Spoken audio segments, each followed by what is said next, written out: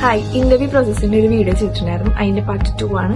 പിന്നെ 16th എനിക്ക് mail വരുന്നത്. അതായത് ഇന്റർവ്യൂവിന്റെ ഡീറ്റെയിൽസ്, ടൈം, വെന്യൂ, അജണ്ട കാര്യങ്ങളൊക്കെ പറഞ്ഞിട്ടൊരു മെയിൽ. 24th ഒരു മെയിൽ കൂടെ വന്നു. പിന്നെ ഡയറക്റ്റ് ഇന്റർവ്യൂ ആയിരുന്നു.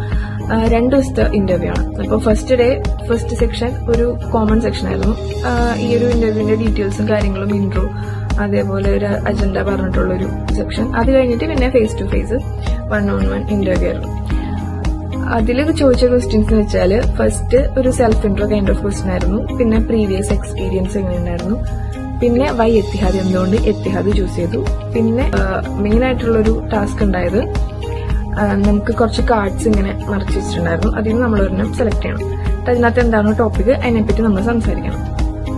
പിന്നെ ഹൈറ്റ് ചെക്ക് ചെയ്തു. പിന്നെ മാർക്സ്, വിസിബിൾ ആയിട്ടുള്ള ഏരിയാസിൽ എന്തെങ്കിലും മാർക്സ് ഉണ്ടെങ്കിൽ അത് ഡിക്ലെയർ ചെയ്യണം. അപ്പോൾ ഇനി പാർട്ട് 3. ബൈ.